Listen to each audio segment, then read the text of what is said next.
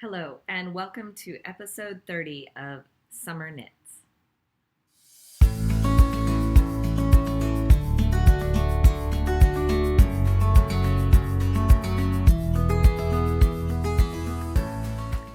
Welcome back to the SomerKnits podcast. This is a podcast where I share my knitting journey, what I'm working on, what I have recently finished, things that I want to work on, and just all of the adventures in the craft. And I especially enjoy getting to interact with you. So your comments and likes are very much appreciated, but also feel free to message me on Instagram or Ravelry. I'm always happy to chat knitting.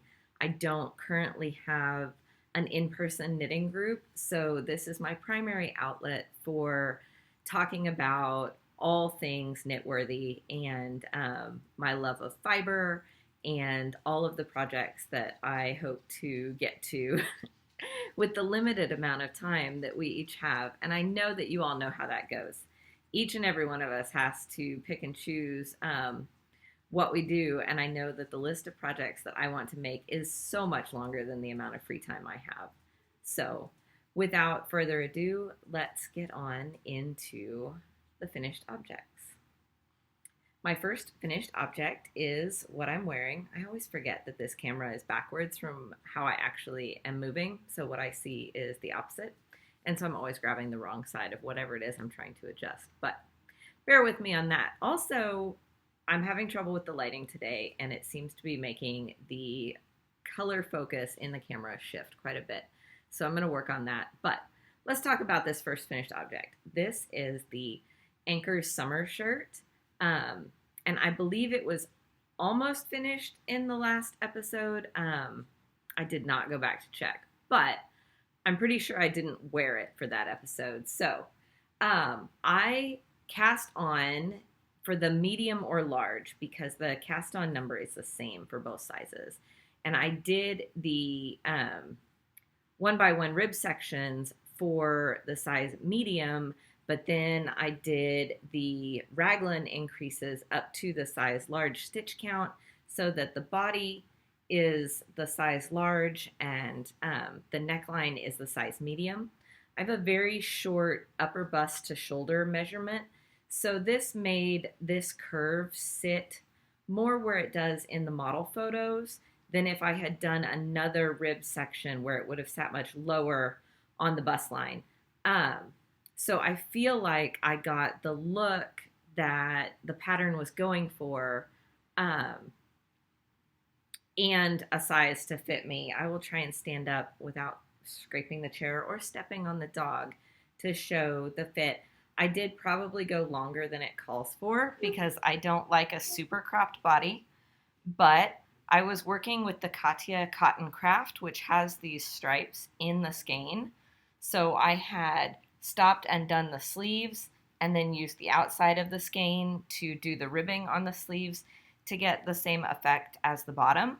And I just went until I was fairly certain I only had enough yarn left to do the tubular bind off. And I love how the tubular bind off has that nice, neat, disappearing edge. It is just my preferred bind off, and it seems to match the collar really well. I did it on the sleeves also. I believe I used one needle size down from whatever the pattern calls for, but I failed to make those notes and bring them with me to do this today. So one needle size down from the pattern, I got gauge. It is a cotton yarn, but so far it has not done any weird stretching. It fits really well at the shoulders. I really want to make myself an Anker sweater because I do like the way the ribbing tugs in at the shoulders, and I feel like for my short shoulders and everything that it actually fits really well and looks really nice. So that was the Katia Cotton Craft. One ball has like 670 yards in it, and I did the Anker Summer Shirt by Petiteknit. My next finished object was mostly finished a while ago, but I was really lazy about the finishing, so now it is finished. And these are the fingerless mitts that I made for my husband's stepmom. I got this purple DK wool at an estate sale, so I do not know the brand. It's a mystery, but it's definitely wool, and it definitely knit up at a DK gauge. I did a nice ribbed fingerless mitt with a rolled cuff to make it easier for her to get on and off because she has limited mobility in her hands. And I just finally put the thumbs on and wove in the ends. So these are all ready to be taken over to her. She already opened the works in progress at her actual birthday party, but it is just now starting to get cool in Oklahoma. So it is perfect timing to get these over to her. And I'm really excited about them. I hope that they're useful for her and that being fingerless, they give her enough mobility still to operate her wheelchair and pick things up and stuff, but also keep her hands warm because she is always cold. And I have something I want to make her for Christmas, but I haven't cast on yet, and I'm just hopeful that I have enough time. So I would like to make a lap blanket for her because I have this purple yarn that I've had for quite a while that I've always intended to make a blanket with. Originally, I was going to make a blanket to take to my office because it's like over air conditioned in the summer and then overheated in the winter a lot of times. So having a blanket for balance is nice when I need to put it across my lap or wrap it around my feet or something. But that is my second finished object, just generic fingerless gloves with ribbing. I just kind of did a gauge swatch and went for it. So just kind of my own thing there. I think that is, no, I have one more finished object. Just a second. Yeah, I set a bag on it. That's really silly. I have a spooky Musselburgh. This yarn was a pre-order from Area 51 Fibres, and it is a self-striping sock yarn in one of her Halloween colorways, and I forget. But I made it in the child's large / adult small size, figuring that the kids and I could all share it for the month of October. It isn't even cold enough to need a hat here yet, and I don't even know if it will get cold enough to need a hat here. But I just thought it'd be really fun. The adult small fits me just fine. I did block it already. You know, it's a little more fitted than the adult mediums that I've made before, but I think it'll be fine for the kids and I to share, and mostly for them to wear, because I think they'll enjoy wearing it to school or out with friends. We do have a camp out this weekend, and so I will pack it, and maybe one of them will want to wear it because we are expecting some cool evenings. So that is my spooky Musselburgh hat. This makes my fourth Musselburgh, and it went super quick. It was the project that I packed to go to the Bluegrass Festival in Winfield, and that was nice because I got past the increases before we got there and just was able to carry it around with me and knit in the round when we were sitting and listening to music and stuff. And then I kept it in my bag and just kept working on it off and on in Carline and things. And all of a sudden I looked at the remaining yarn and I was like, oh no, it's time to decrease. And I really did just have a tiny little bit left when I finished. It wasn't quite to the point that I was worried about yarn chicken, but I definitely utilized this entire skein. Like there is just a tiny bit left over. So I'm really happy with this project. I think it looks great.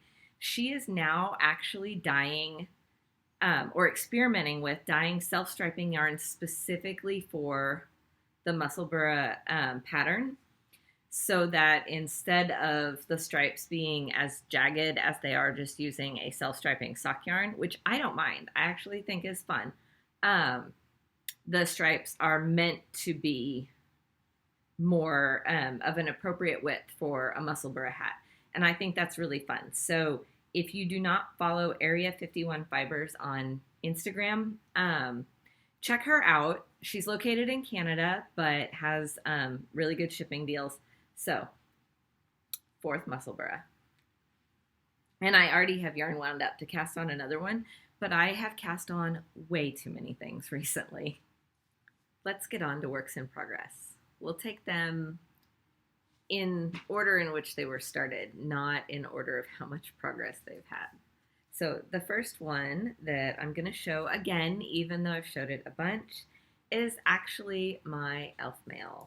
And this, in case you haven't been around for a while, I started this last fall, and the yarns, the background is 316 Dye Studios in Mrs. Peacock, I believe, and the gray color is Show Me Yarns in Ash Grove, I believe. It's been so long. Yes, Ash Grove for the gray. And I don't think I have the ball band for the other in here. But I have been working away on the body length, and I put in a stitch marker to help me visualize my progress. And I know it's not a lot, but every little bit gets me closer. And I believe the more I work on this, the more I'm thinking I'm definitely going to go for short sleeves, because it is still hot in Oklahoma. It's October 7th. And it's still not to the point where I even need a cardigan most mornings. And I definitely am not wearing long sleeves all day. In fact, I'm wearing shorts today, and most days. So I think if I go for short sleeves, I will get more wear out of this overall in my climate, because it is a fingering weight sweater. It shouldn't be too much heavier than this. This is cotton and this is wool, so it'll be a little bit warmer. But overall, I think it's going to be more wearable for me if I go for short sleeves, which is kind of exciting, because that means there will be a whole lot less to do once I finish the body than if I needed to put on 2 long sleeves. So that's fun. I'm still loving the fabric. I adore the color. If you're not familiar with the Elfmail, it looks almost like a chainmail from far away. It is just a gorgeous broken seed stitch. It's a really clever design. I really love it. I believe, it's been so long since I talked about it. I believe the pattern writer's name is Dani Miga. I will put it on the screen. I will look it up and put it on the screen. But I love this sweater, and I know it's taken me quite a while. I'm definitely more of a product knitter than a process knitter, so I can get distracted if things take too long. Like if progress is slow, I will get distracted by the next shiny object. But I'm still excited about this sweater, and I still want to finish it and have it be a part of my wardrobe. So I have made progress, and I'm keeping it in my car a lot, actually, so that if I'm someplace and I need to just grab something that I can work on for a little bit without worrying about knowing where I am, I've been grabbing that. So that's been awesome. My next work in progress is my Saglan sweater by AilbÍona McLochlainn. And I don't remember where I was at with this when I recorded my last episode, because I think according to looking at YouTube, it's been like 22 days or something since it was published. And I don't even remember if I recorded and published on the same day. But I have the whole body of the sweater, and I've started a sleeve. I have not yet picked up for the collar. I'm definitely going to do the crew neck option. This sweater, this is a pre-knit, so I do not believe the pattern's been released yet. But it has both a turtleneck option and a crew neck, and I'm definitely going to do the crew neck. It is so soft and lightweight and wonderful. It is a cross between a raglan sweater and a saddle shoulder, so I think that's where the name Saglin comes from. So the construction is very interesting and fits really well. And I just dropped the bag on the floor. My podcasting is going so well today. But this sweater, if you weren't around for the last episode, is made holding one strand of Nutiden, which is an unspun yarn, much like Plutalopi. It is a Swedish yarn, I think. I could be telling lies. But anyway, it is soft and fluffy, and because it's unspun, it's delicate in the skein still, or plait as they call it for these. But once you knit it up, it's nice and strong. I am holding it with a strand of undyed suri alpaca. So just a creamy color, and this gray and this cream together are giving me this beautiful silver marl effect that I am in love with. It's just gorgeous and soft and fuzzy and fluffy, and I can't wait until it is crisp enough here to just have all the cozy, because this is just giving me all the cozy vibes. Like I just want to wrap up in it. It is not heavy, but I can tell it is going to be so warm. I have been working on the sleeve off and on. I finished the body really quickly, I feel like, but I've been working on the sleeve off and on because I've started some other things. So I am marking my decreases with light bulb stitch markers, and that way, no matter how many times I pick this up or set it down, I can keep track of where I am in the decreases. So this pattern has also been written for 2 gauges. You can do it as a sport weight or as an Aran weight, and I am doing the Aran weight gauge. You can do 2 strands of Nutiden to get the Aran weight gauge. I opted to do Nutiden and a fuzzy. I think if you wanted a tighter fabric, you could still do 2 strands of Nutiden and a fuzzy, whether that was a silk mohair or a suri alpaca, a lace weight of some sort, and you'd still get gauge. It would just be a tighter fabric than I have. I have a nice, loose, fluffy Aran gauge, but you could get a denser fabric and still get gauge with this. Or you could opt for a single strand and do the sport weight gauge, or use a regular yarn. You do not have to use an unspun yarn for this. The pattern construction will work great for whatever you choose. And when I tried on the finished body, I loved how it fit. So this may not be my only one of this sweater. I'm tempted to make one for my husband as well in the yellow Nutiden that I showed, that I've tried twice now to use it for myself and not been able to love it. I think that I will get a darker suri alpaca or silk mohair to hold with it to bring out more of the green brown, and maybe make this same sweater for him in that color, because the darker colors look a lot better on him than they do on me. He has dark hair, dark eyes.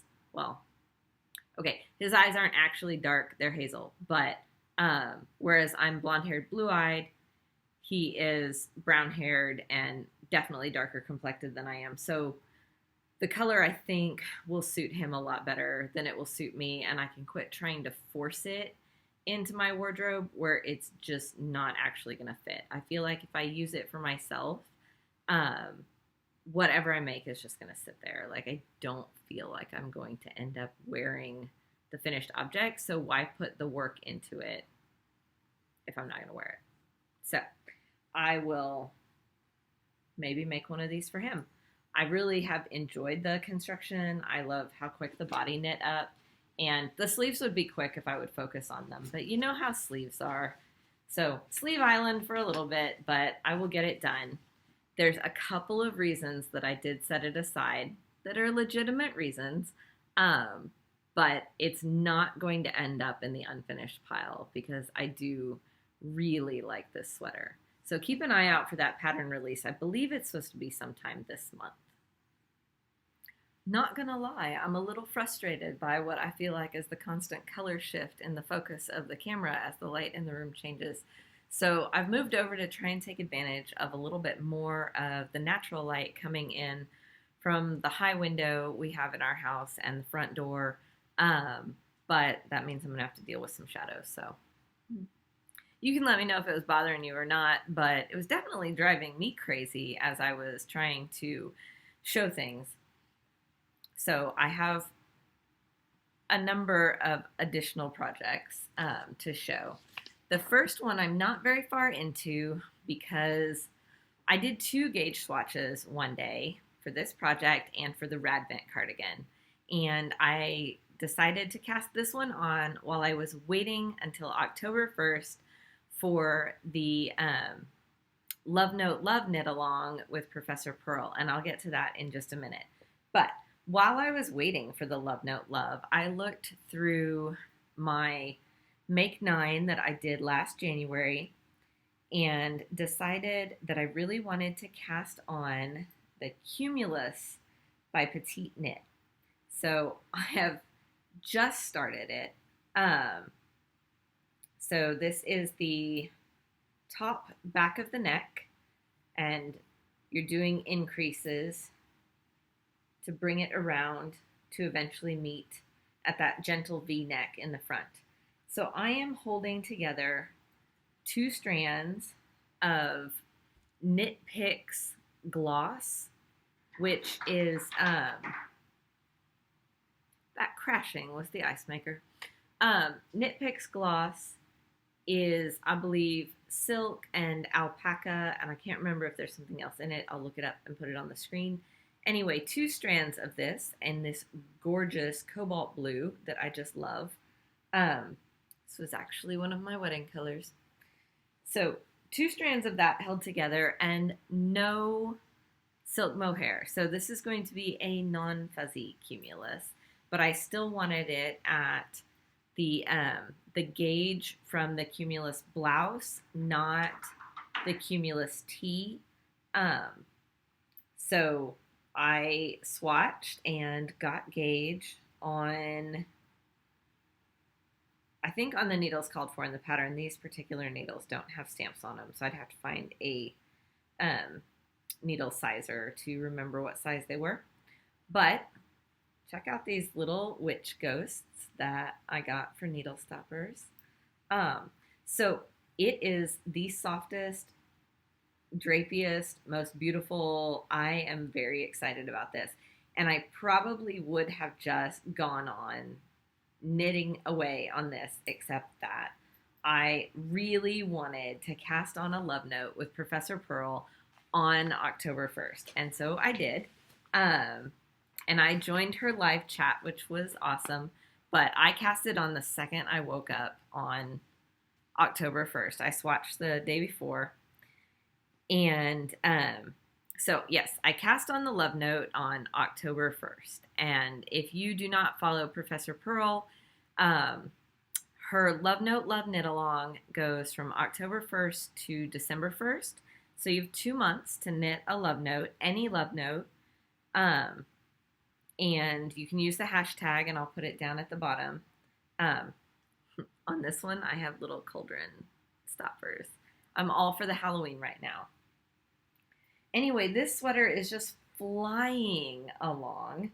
I have 3 skeins of this gorgeous pink merino silk from Red Door Fibres. It's blowing out a little bit on screen right now. It's not as pale as it's showing, but it is definitely a light pink. Yeah, it's showing very white there. So that's maybe better. Anyway, you can see it's like a kettle dyed pink, so there are definitely places that are darker than others. I'm very excited about this. You can see the body's just flying, but I did what I do a lot, and I put the body on hold, and I went to the sleeves because I want a short sleeve love note. I went ahead and did the collar before I did the sleeves because I wanted it to be sitting in exactly the right place each time I tried the sleeves on so that I could get just the length I wanted, about the same as these, maybe a tiny bit longer. So I have just actually started the ribbing. I'm like one row into the ribbing on the sleeves. So, or on the first sleeve. So then I'll be able to pop the second sleeve on there, and then I can see how much I have left for length. I've been doing helical knitting on the body because the yarn is that kettle dyed, hand dyed colorway. So this is what I have left right now. I had 3 skeins to start with, and I did the whole yoke in 1 skein. And then I went back and put the collar on, and I did helical knitting until the first skein ran out, and then I wound up the 3rd skein. So I had attached the 2nd skein as soon as I finished the lace. And then I have wound up and attached the 3rd skein, but I'm using the 3rd skein, actually, the outside of it, to put the sleeves on, so I didn't have to cut anything. And then I will get back to the body and see how far I can get. I have till December 1st to finish this, which is awesome because I also started another test knit. I loved doing the Chantilly cardigan for Penrose Knits so much that I signed up to test knit the Chantilly vest. And I almost love the vest more than the cardigan.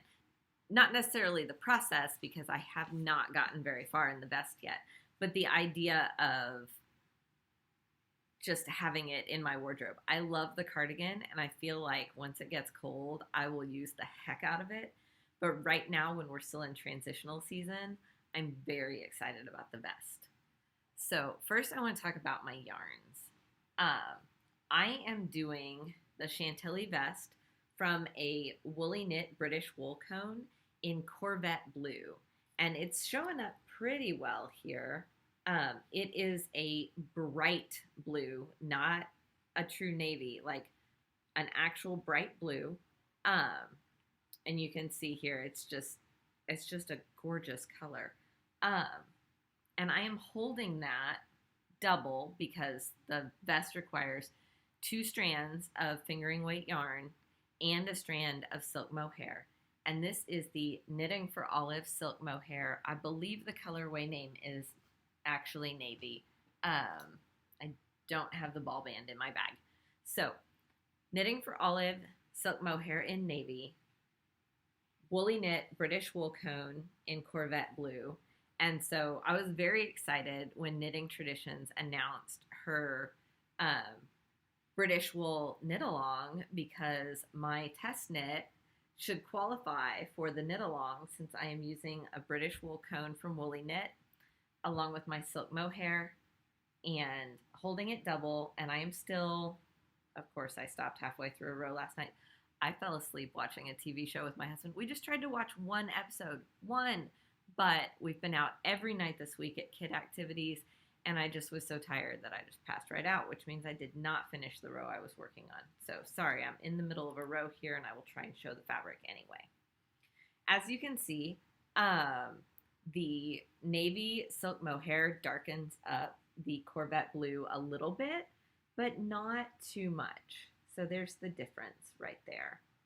And in person, when you look at it, maybe I can see if the light will catch it right. You get this depth of color and almost shifting color look as you look at it, where like you can see the darkness, but you can see the bright shining through underneath the dark fuzzy, and I am loving the effect. I just think it's really pretty. So I'm barely started, but it's gonna rock right along because it is on, I'm blind, so I take my glasses off to read my needles. I got gauge on size 9 needles, which I believe is what the pattern calls for. So holding the yarn double, I wound off a cake to start, and I'll wind off another one when I finish that. But on size 9 needles, holding it double plus the silk mohair, I know how fast the body of the Chantilly cardigan went, and there was no knitting in the round on that except in the sleeves. So I can only imagine once I get past the V-neck of the vest and have joined in the round, how amazingly fast this is going to be. And then I enjoyed putting on that ruffled collar so much that I know that that part is just going to fly by. I know it can seem like a ton of stitches in the ruffle, but it is 1,000% worth it. I love that detail. And this will be my very first vest or slipover hand knit in my wardrobe. I don't even think I have any store-bought ones, so it's definitely like a hole in my wardrobe that this can fill, and I'm excited about experimenting with how to wear it and what to wear it with. I definitely think I'll end up wearing it to work with skirts a lot, probably more than I'll end up wearing it with jeans, but I've already been going through ideas in my head of how to style it. So I'm very excited about the Chantilly vest. I believe the due date for the test knit is the end of the month. I think we had 4 weeks to do it, and it started Monday. So Halloween is the deadline, I believe, and that should not be a problem. But that means that the release could be fairly soon after that. So if you are interested and excited by the Chantilly vest, you should keep your eye open for that release. And if you bought the Chantilly cardigan, let me know. I'm very curious. I'm hoping it did really well for Laura because I love the design. I love ruffles and stuff. And I had to resist all the souffle test knits. I did apply for the summer shirt, but as far as the original and stuff, just because I had other things going on. But I definitely want to go back and make those at some point because I love a good ruffle. So those are my works in progress. I do have some acquisitions. I don't have too many acquisitions this time. I feel like I've been practicing restraint a little bit, maybe. It probably helped that at the Bluegrass Festival, the yarn vendor was not there this year, the hand-dyed yarn vendor that was there last year. I don't know if you can hear my dog barking outside, but he's having a grand old time keeping all the squirrels out of the yard.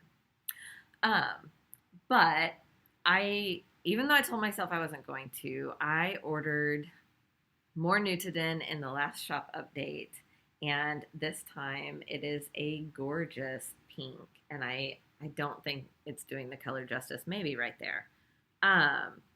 It is a pink with a lot of depth of color. It is a purpley leaning pink with lots of white scattered in there. And I got 600 grams, which should be enough to do whatever I want. And I am thinking I'll hold it with a silk mohair. I was looking online at colors, and I think the Filcolana Tilia in Begonia would be a lovely complement that might even just brighten it a little bit. So I've ordered some, and I'm going to see what it looks like when it gets here, what it looks like holding it with it. So that's a possibility. I was thinking cardigan, but I'm not 100% set on that. It could definitely be a sweater. I also tried to order the navy, but that sold out really quickly. And I am on their Patreon, so I was able to order through the patrons only shop update, and I still couldn't get a hold of the navy. So, and I was a little hesitant on the pink, honestly, because of how different the yellow was when it came versus how it looked in the photos. It looked very light in the photos, and it was very, very dark and more mustardy when I got it. So I was hesitant on the pink, but it was so pretty in the pictures, and I'm so glad I ordered it because I was absolutely delighted when I opened the package, and I think that this is just going to be wonderful. Ugh, it's blowing out again. I think it's going to be wonderful to have, and I'm excited about that. I've tried to tell myself to stop ordering Nutiden, but it's so light and fluffy and fuzzy and delightful, and I'm just enjoying knitting with it so much that I couldn't stop myself. But that and my Southern Skeins subscription were my only acquisitions this month. I am an affiliate member of Southern Skeins, but that does not mean my yarn is free. I purchase my yarn, but I do have a shopping link that you are welcome to use. I will get a little bit back and you will get a discount, or I have a discount code you can use that I think gets you 15% off, and I'll put all that down in the show notes. Discount code is just SomerKnits. You can use both. You can click the affiliate link and use the discount code, however you would like to do it.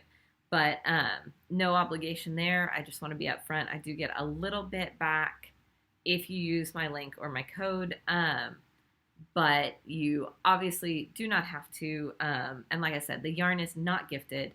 I do purchase my own yarn because I do like it. So this month's theme was hedgehogs. Look at those adorable little hedgehogs. The bag is definitely my color. I was very excited about the bag. It's very cute. As I've said in the past, her little drawstring bags are amazing for throwing in a backpack and stuff, because even though I love a good padded project bag, they can take up a lot of space, whereas these drawstring bags take up very little space. It's just basically whatever yarn is in there. So they are great for just starting projects or smaller projects on the go. So the yarn this month was called Hedgehog, and the contrast skein was called Succulent. So I got 400 yards. Well, actually, I have 800 yards. The skein is falling apart of Hedgehog. And then the two 20-gram skeins, so 80 yards each, 160 yards of Succulent. I do not think I'm going to end up using them together unless I did socks with them. But I look at this colorway and I think of my daughter, and I think it'd be really fun to use it on something for her. But I don't see her going for the lime green with it. I think just it's almost a purple, almost a black, paired with the deeper pink. I just think she would find that really fun. So I'm thinking that I'm going to find something to make her, whether I hold it double and make something, or do like a magpie tendency or something. She's getting to where, I mean, she's 10, so I think she wears a 10-12. So she's getting to where a lot of the children's patterns like stop. And because, kids grow so fast, I'm starting to be inclined to knit her extra smalls in the women's so that things fit her longer. And I don't know what the gap is really between the 10-12 in children's knitting patterns and the adult small. So I need to measure her and compare that, but I'm thinking that's what's going to happen here. The extras this time were an Aches and Pains Muscle Relief Bath Soak, which I'm excited about because in the winter especially, I love a good bath to warm up. And along the bath theme, this is so cute. There was an enamel pin, which is a bathtub full of balls of yarn. And then the stitch marker this time was a tiny little hedgehog, and he coordinates with the yarn. He's so cute. The bathtub full of yarn again, this time in a sticker. Eucalyptus Eucalyptus Wool Wash, an unscented Happy Hands hand cream, and a chamomile stash tea bag. So I'm delighted with my Southern Skeins box. This would have been the September sock box. I don't know if I'm getting sock or not sock for October. I haven't talked to her yet, but that's definitely on my list of things to do. I never want to know the color ahead of time, but I kind of like knowing the theme so that I can pick which one I think will fit more seamlessly into my stash. If you're just here for the yarny things, then thank you so much for joining me. I'm going to get into just the life chat, me chat part of the episode. And if that's not what you're here for, thank you for joining me, and I hope to see you back again next time. But if you are here for books and bluegrass and all the things, then stick around and let's have a bit of a chat. So it's been, like I said before, like 3 weeks since I recorded. And that was not intentional. I fully intended to record last week and just absolutely had no time. And now I think I have mohair on my nose. Delightful. Do you mind if I knit while we talk?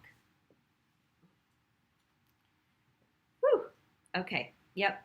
Mohair up the nose is one of those really fun things that I think every mohair knitter deals with. So 3 weeks since I recorded, but I know I talked about the fact that we were going to the Bluegrass Festival in Winfield, Kansas, on my last episode. So we did, and itchy. And it was so much fun and wonderful to spend time camping and listening to amazing music. And I got to see my favorite artist, John McCutcheon. He is absolutely my favorite singer, and I always make a point of seeing him. But also a band we had seen back in 2019 and really enjoyed was able to make it back to the festival. Last year, they were not able to get travel visas because they are actually from Ireland, and they are called Jig Jam. And they were able to make it to the festival this year and played a number of sets. We even stayed later than we normally would on the final Sunday in order to hear their last set. They just have so much energy, and they are so fun to listen to, and the kids really love them. The kids were able to get their picture taken with them afterwards, after their very last set, and that was a lot of fun.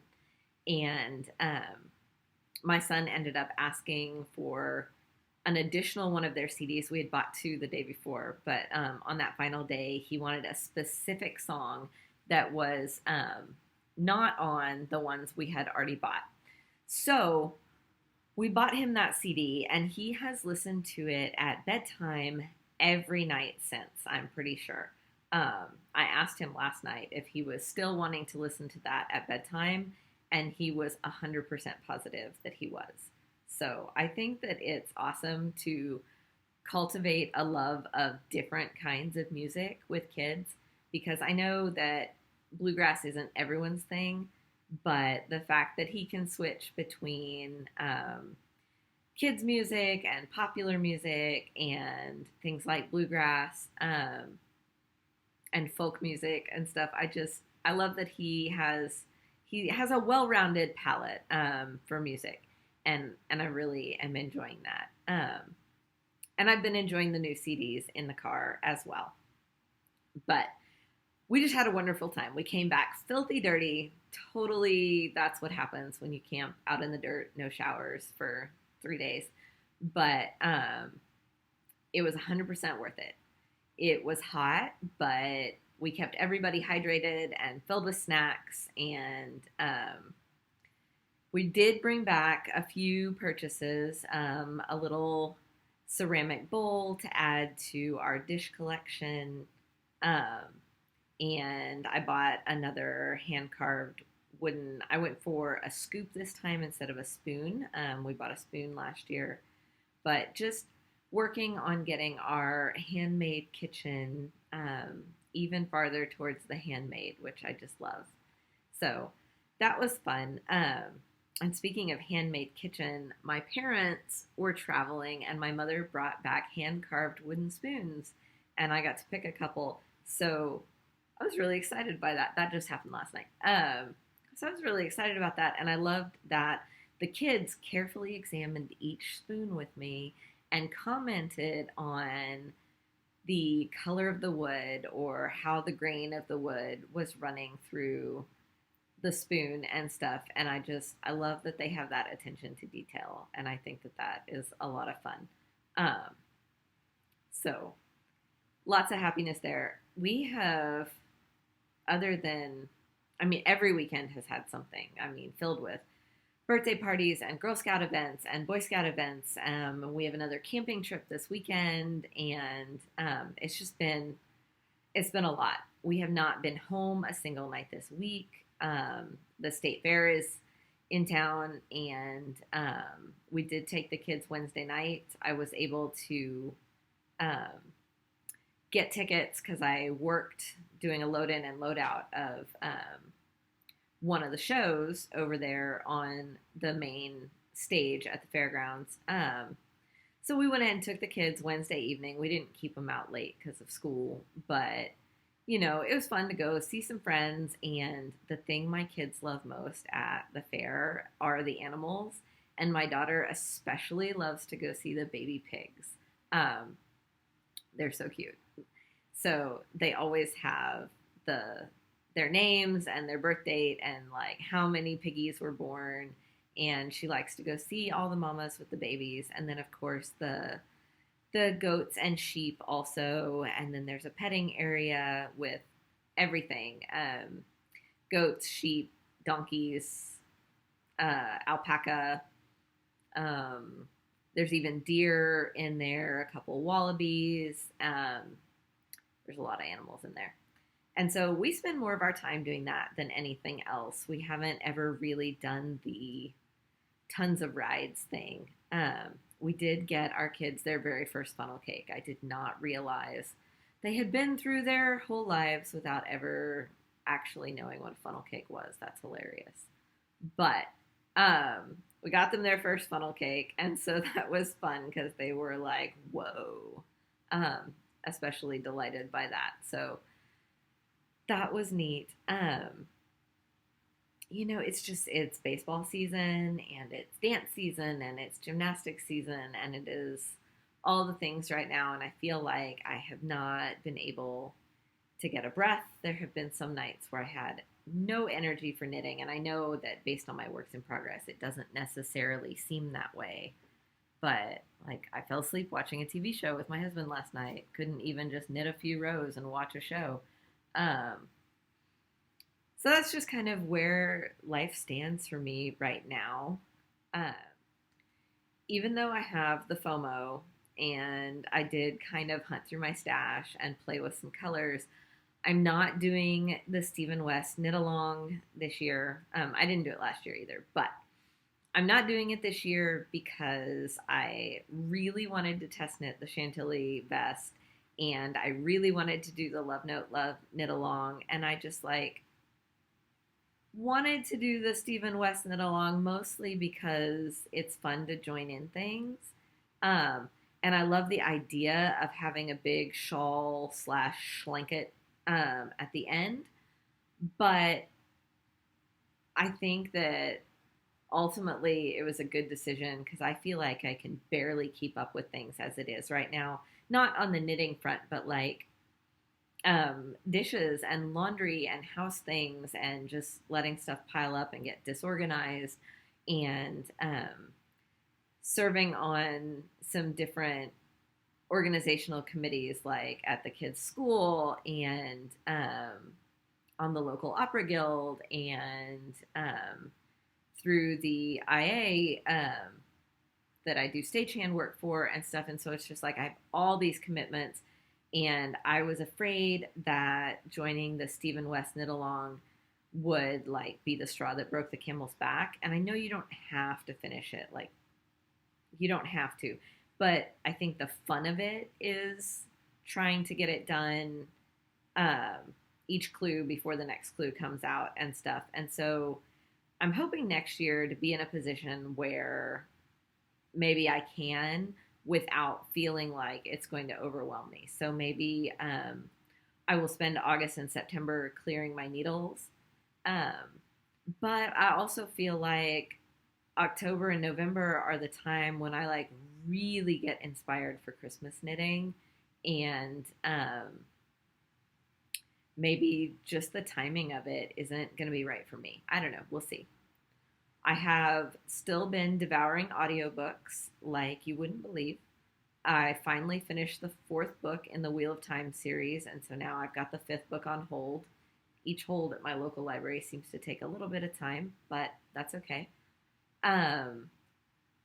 I also listened to, pull it up, because I know that I have listened to a number of good books, although I will say the Wheel of Time books are so long that definitely dominated my listening recently.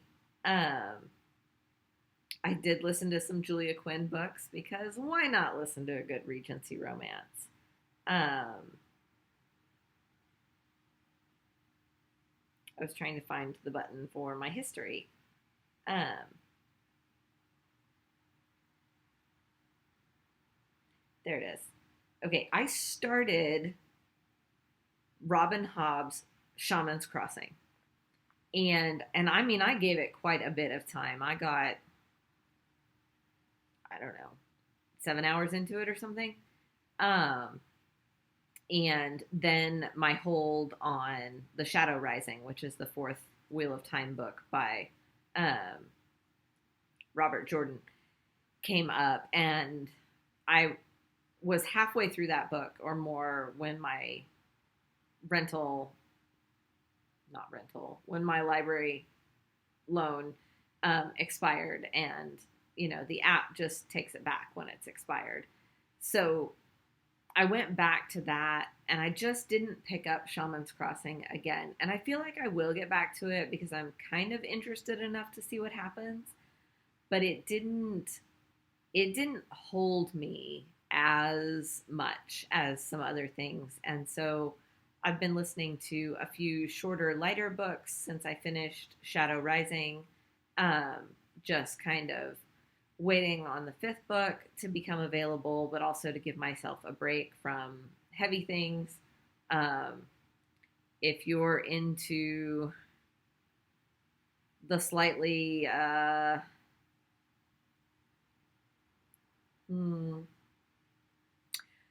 you can look it up yourself. I'm listening to Neon Gods by Katie Robert, and that is definitely a not safe for work, not safe for children book. And I don't even remember who recommended it. I don't know that I was expecting it to be quite the genre it is, because I don't always read the synopsis. So it was a little bit of a surprise. Not a bad surprise, just a surprise. But it's actually been really good. It's very interesting. The character development has been pretty good so far, but I'm not very far into it yet.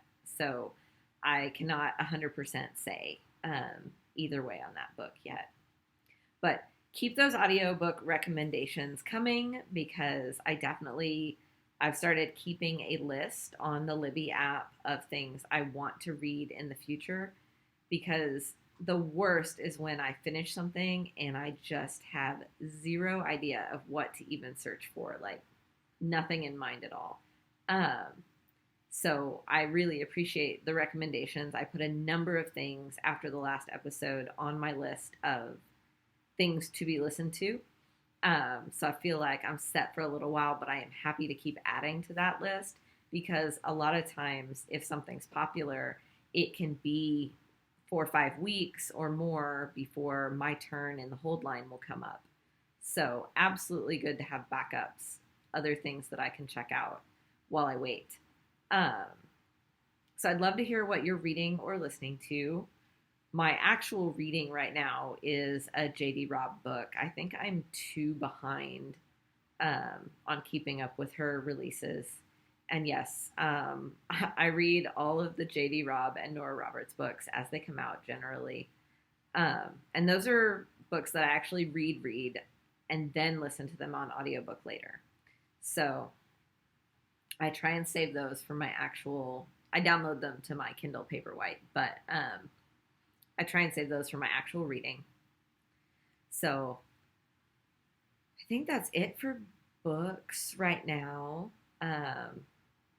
I already talked about music. I do recommend you check out Jig Jam if you are into bluegrass and you're not familiar with them because they are so much fun. That's really all I have for today. Just keeping busy with kid stuff and trying not to get overwhelmed between all the things. Um, Thank you so much for joining me, and I hope to see you back next time. Please feel free to look me up on Instagram, send a message, have a chat, and leave a comment below. Your likes and comments help so much more than you know with the YouTube algorithm. It is a very saturated knitting podcast market these days. So in order to help me reach new people, the algorithm definitely boosts the visibility the more likes and comments that there are. But also, every time I get a comment on the video, it makes my day. I have them all come to my email, and so it pops up as a little happy surprise when I open up my email. And I try and respond to most, if not all, of the comments. I know I got behind on the last episode, but if you have a question or if there's anything I forgot to mention about one of my projects, I am absolutely happy to answer that. I need to catch up my Ravelry project pages a little bit, but there is a lot of info there as well.